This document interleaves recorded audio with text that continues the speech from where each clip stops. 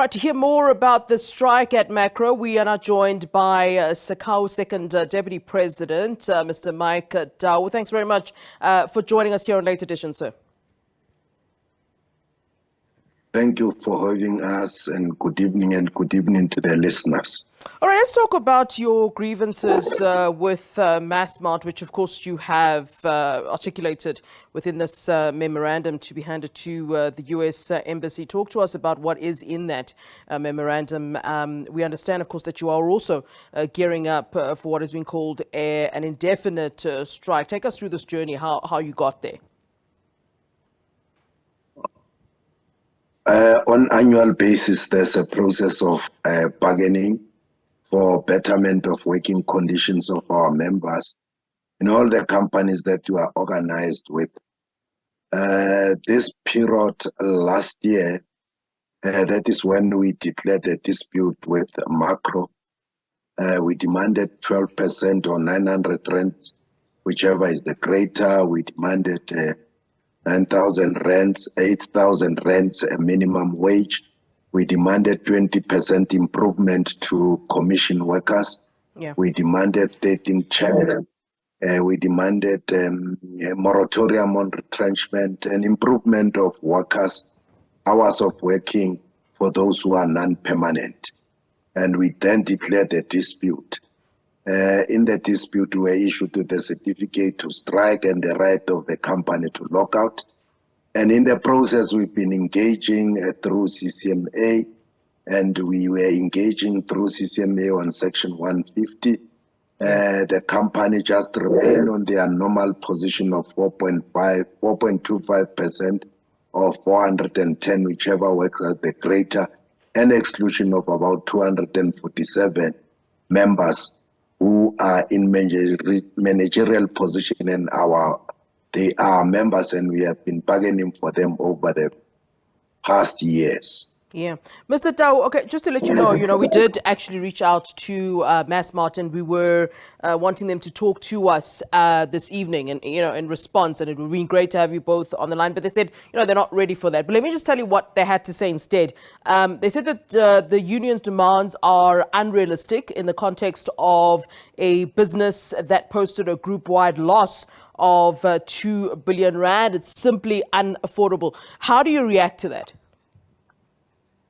Unfortunately, Flo, is that management are not realistic, and they are forever peddling lies about us not being realistic.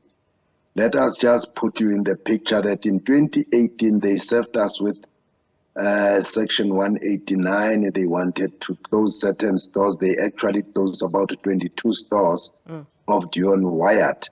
And they said, even game is not performing well, and they said their component of their business that is performing well without any losses at that time was Makro and Builders Warehouse. Those members or those employees that were faced by retrench were absorbed within Makro, and others were absorbed within Builders Warehouse. And at that time, the company declared that Makro has never had any problems. And when they tell you about the losses, they telling about the losses of the group, and at no stage for previous years had they negotiated under the group. Had they told us that in 2022 they would prefer to negotiate under the group, we could have put our heads together, either agree or disagree. But for us, it was the better to agree on negotiating at the enterprise level. Now, they prefer to continue with Builders Warehouse, engage in the union there, Game engage in the union there, Jumbo and Cash and Carry engage in the union there. And to that effect, all the part of the company that they believe that were making losses, they sold about 143 to ShopriteCheckers. Checkers.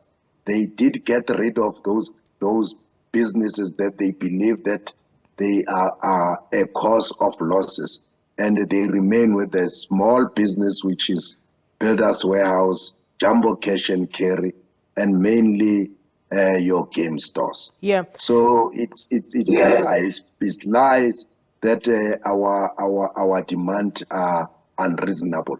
What do you do if somebody is earning 3,000 per month? Do you think that person will be able to live and be able to maintain his or her family, take the kids to school, and do all other necessity of life that an adult should take care of?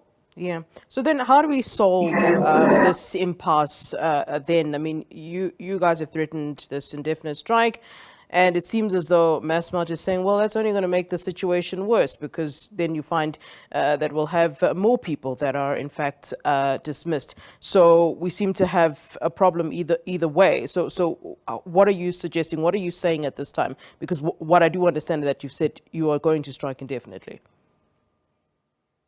It's very interesting that you earlier said they wouldn't agree to be here so that we can engage each other.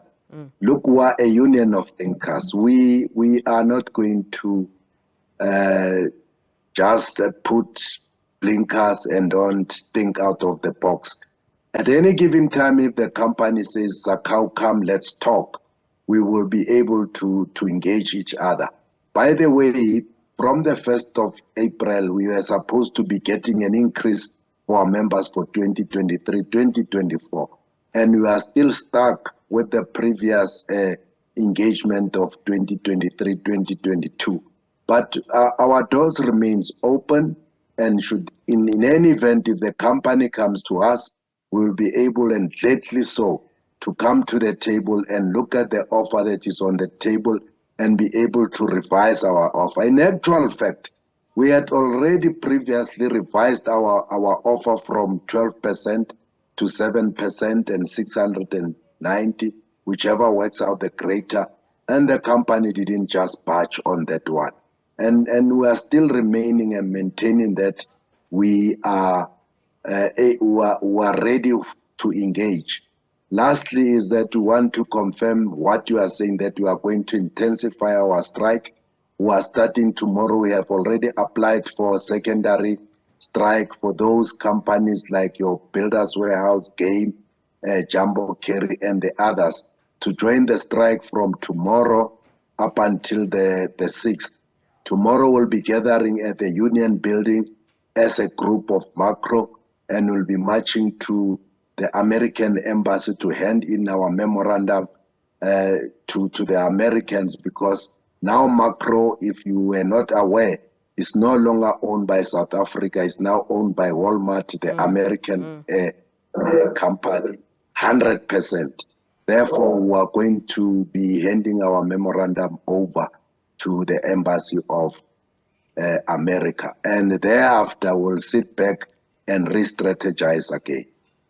All right, Mr. Tau, thank you very much for speaking to us here on SABC News. We certainly do appreciate you giving us your time. And just a reminder, of course, that we had, in fact, reached out to the Massmart group to join us this evening to hear their side of the story. But they stated that they are not ready to conduct interviews at this stage. But instead, they issued a brief statement stating the following: the union's demands are unrealistic, and in the context of a business that posted a group-wide loss of 2 billion rand, they are uncomfortable in highlighting Massmart's financial constraints to SACCAWU. The group says it described that its focus is on conserving jobs and avoiding retrenchment. SACCAWU's response was, however, to add a moratorium on retrenchments to their demands. Massmart adds that as much as it would like to improve on its offer of 4.5% or 410 rand, it simply cannot afford to do so without embarking on a significant project to cut payroll costs.